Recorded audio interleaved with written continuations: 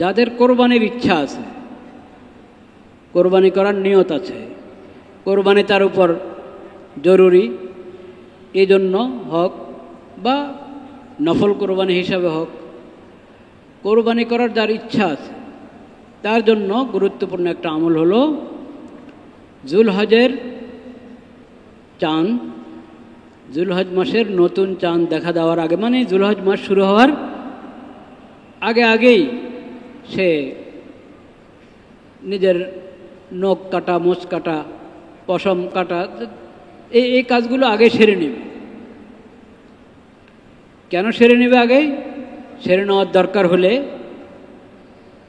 সেরে নেবে, কারণ জুলহজ মাস শুরু হওয়ার পর কোরবানি করা পর্যন্ত এই সময়টুকুতে ওই ব্যক্তির জন্য যে কোরবানির নিয়ত করেছে, এরাদা করেছে, তার জন্য বিধান হলো সে নখ কাটবে না, মোচ কাটবে না, শরীরের আরও যেই জায়গার পশম ফেলে দিতে হয়, অনেক দিন পর্যন্ত এটা রাখা যায় না, ওই জিনিসগুলো কাটার সময় এই 10 দিন না, জুলহজের প্রথম তারিখ, মানে প্রথম তারিখ বলতে চাঁদ দেখা দেওয়ার পর থেকে ওই রাত থেকে শুরু হবে কোরবানি করা পর্যন্ত, এই সময়টুকুতে আমি এই কাজগুলো থেকে বেঁচে থাকব। নখ কাটা বা শরীরের অন্য কোনো জায়গার কোনো চামড়া, কোনো পশম কাটা, এই কাজ থেকে এই সময়গুলোতে বিরত থাকা। কি হিকমত এটাতে আছে, কি তাৎপর্য? অনেক তাৎপর্য থাকতে পারে, কিন্তু এটা বিধান। নবী করিম সাল্লাল্লাহু আলাইহি সাল্লাম বলেছেন যে কোরবানি করার ইচ্ছা পোষণ করেছে সে যেন এই 10 দিন জুলহজের চাঁদ দেখার পর থেকে কোরবানির করা পর্যন্ত এই কাজগুলো থেকে বিরত থাকে। এটা আমাদের মনে থাকা দরকার, এটা গুরুত্বপূর্ণ সুন্নত।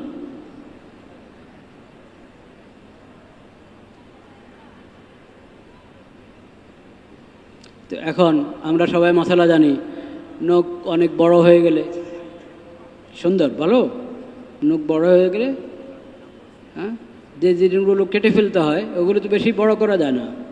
আগে থেকে এতদিন খেয়াল করি নাই, এখন যখন খেয়াল করলাম জুলহজ শুরু হয়ে গেছে, তো 10 দিন পরে আবার কাটতে হবে, তখন একটু অসুন্দর হতে পারে। হ্যাঁ, সেজন্য এটা হলো ওই আমলটার জন্য এই কথা, এই না যে ওই বিধানের অংশ না, এটা ওই বিধানটার উপর আমল করতে গেলে আমার সাধারণ যে বিধান, সেই বিধানের উপর আমি আগে আমল করলেই তো ওই বিধানের উপর আমল করাটা কি হবে, সহজ হবে। সেজন্য স্মরণ করিয়ে দিলাম। আরেকটা কথা, যে কোরবানি করবে না, সামর্থ্য নাই এই কারণে কোরবানি করবে না, যে কোরবানি করবে না সেও যদি এই আমলটা করে, অন্যরা যেরকম কোরবানি করার পর তার নখ কাটলো, অন্য পশম যা কাটার কাটলো, এও যদি এটা করে, যে কোরবানি করছে না সেও যদি এই কাজটা করে, তাহলেও সে সওয়াব পাবে। এবং হাদিস শরীফে আছে যে ওই ব্যক্তি কোরবানির সওয়াব পাবে।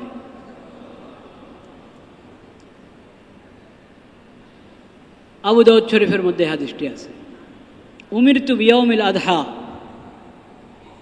ঈদান জাআলাহু আল্লাহু আযজা ওয়া জাল্লা লিহাযিহিল উম্মাহ। قال الرجل أرأيت إن لم أجد إلا منيحة ابني أفأضحي بها؟ قال لا، ولكن تأخذ من شعرك وأظفارك وتقص شاربك وتحلق عانتك فتلك تمام أضحيتك عند الله عز وجل.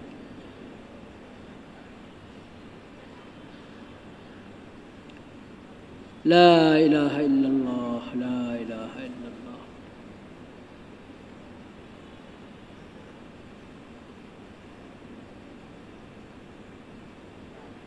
তো জুলহজ মাসের প্রথম 10 দিন 10 রাতের এই ফজিলত, বরকত এবং এই সময়গুলোতে আমলের যে গুরুত্ব, খাস এই সময়ের খাস আমল তো আছেই, অন্য আমল বেশি করার চেষ্টা করা। তার মধ্যে একটা বললাম তাকবীরে তাশরিকের কথা,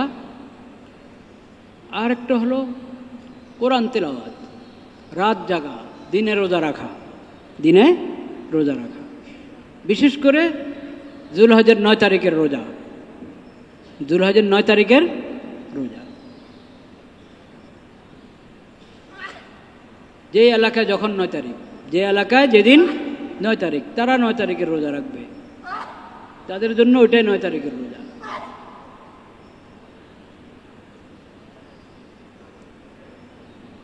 আল্লাহ রাব্বুল আলামিনের কুদরত এটা, যে চাঁদ পুরো পৃথিবী থেকে এক সময় দেখা যায় না, নতুন চাঁদ একই সময় দেখা যায় পুরো পৃথিবী থেকে, একই সময় দেখা যায় না। বড় একটা অঞ্চল নিয়ে দেখা যায়, আবার আর একটা অঞ্চলে পরের দিন দেখা যায়। নবী করিম সাল্লাল্লাহু আলাইহি সাল্লামের জমানায়, সাহাবায়ে কেরামের জমানায় শত বছর পর্যন্ত প্রত্যেকে যার যার দেখা হিসাবে কি করেছে, আমল করেছে, যার যার দেখা হিসাবে আমল করেছে। এমনকি কাছাকাছি জায়গাতেও এক জায়গায় আরেক জায়গার খবর পায় নাই, তখনও নিজ নিজ দেখা হিসাবেই করেছে। যদিও কাছাকাছি জায়গায় সংবাদ পেয়ে গেলে, প্রমাণিত হয়ে গেলে তারা একই তারিখে করবে, কিন্তু দুনিয়ার এক মাথা থেকে আরেক মাথা সবাই একই দিনে করবে রোজা ঈদ, এগুলা আবেগী মানুষদের কথা। একবারে সম্মান করে বললে এটাই বলতে হবে, আবেগী মানুষদের কথা। এগুলো শরীয়তের মাসালা না।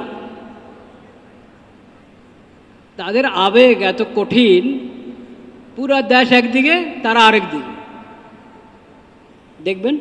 এবং পত্রিকাওয়ালারাও কেন জানি ওগুলো খুব প্রচার করে, আজকে এত গ্রাম ঈদ হচ্ছে,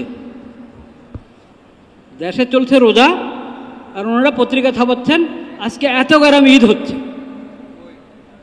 দেশের এতগুলো গ্রামে এত অঞ্চলে ঈদ হচ্ছে। এমনকি ঢাকাতেও কমিউনিটি সেন্টার ভাড়া করে ঈদ করা হচ্ছে। এগুলো সাংবাদিকরা খুব প্রচার করে, কেন জানি খুব মজা পায় এটাতে।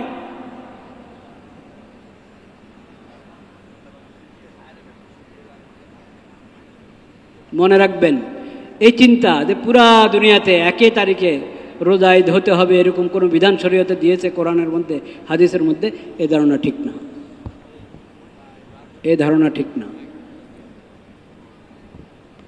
আর এটা সম্ভব না, পুরা দুনিয়ার কথা যদি আপনি বলেন, এটা সম্ভব না। সময়ের যেই নিজাম আল্লাহ তাআলা বানিয়েছেন, ভৌগোলিক যে অবস্থান মুসলিম দেশগুলোর, ওটা কোনোভাবেই সমর্থন করে না যে একই তারিখে সম্ভব। এটা লম্বা আলোচনার দাবি রাখে। আজকে কথাই এসে গেল যে আমি বললাম, এটা কিন্তু হালকা বিষয় না। এই যে বিচ্ছিন্ন হয়ে যাওয়া, আমি আলাদা ঈদ করব, এরা মনে হলো দেশের সমস্ত আলেম ওলামাদেরকে অবজ্ঞা করা, প্রশাসনকে অবজ্ঞা করা। এটা প্রশাসনকে অবজ্ঞা করা হলো। প্রশাসনের পক্ষ থেকে একটা হেলাল কমিটি আছে, নতুন চাঁদ দেখা কমিটি আছে, তারা ফয়সালা করছে। সেই কমিটির মধ্যে ওলামায়ে কেরাম আছেন, ওখানে ফয়সালা হচ্ছে। আপনি যদি আরেকদিন আগে করেন তো এই ফয়সালাকে অবজ্ঞা করলেন। এটা কি মানে দেশকে এবং সরকারকে অবজ্ঞা করার আওতাতে আসে না আসে না? আসে।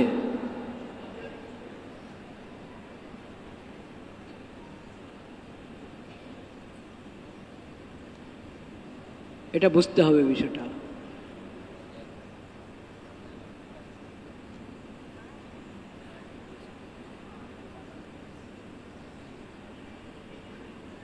যারা এরকম আবেগী মানুষ, তাদের আচরণটাও দেখার মতো। এই 2-3 বছর আগে কি ঘটেছে, একবার সৌদিরও আগে করেছে, একবারে বিশ্বের প্রথম দেখা হিসেবে ওনারা করবেন, সেই দেখা হিসাবে নিজেরা ঈদ করে ফেলেছে। ওই দিন সৌদি আরব ঈদ হয়নি, পরের দিন আবার সৌদি আরবের সাথে ঈদ করেছে। পরের দিন আবার সৌদি আরব সাথে ঈদ করেছে। তো তৃতীয় দিনও করতা দেশের সাথে আরেকবার করতা। এটা কোন তামাশা বলেন? এটা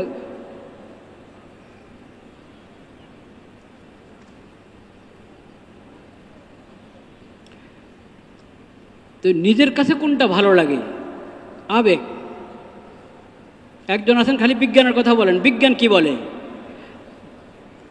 যদি জ্যোতির্বিজ্ঞান সম্পর্কে ওনার ভালো ধারণা থাকতো তো উনি কখনো পুরো বিশ্বে একই দিনের রোজা ঈদের কথা বলতেন না। কিন্তু খালি বিজ্ঞান বলে, আর বিজ্ঞান বলে বলে সারা বিশ্বে একই দিনের রোজা ঈদ করতে হবে।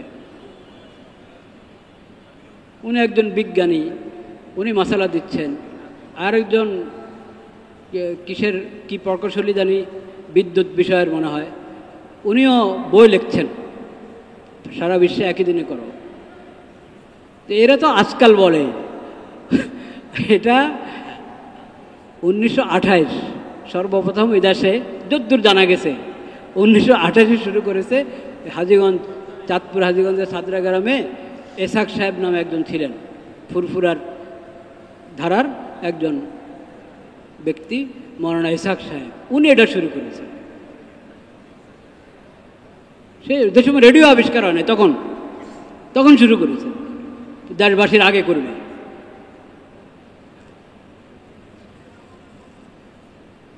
এখনও না আপনি বলবেন যে আমরা খবর জানি, অন্য জায়গার খবর জেনে ফেলেছি, এখন আমরা কি করব? আরাফা আমাদের এখানে 8 যুলহজ্জা চলছে, আর হাজিরা আরাফাতে অবস্থান করছে। তো এটা যদি আরাফার রোজা হয় তাহলে তো আমরা আজকে আমাদের 8 যুলহজ্জা হলো আজকে রাখা দরকার আরাফার রোজা।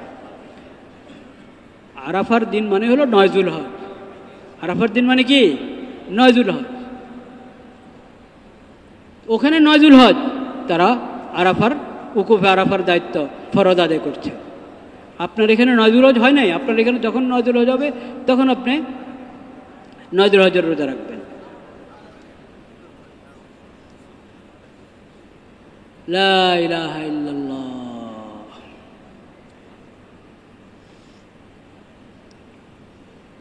যাই হোক,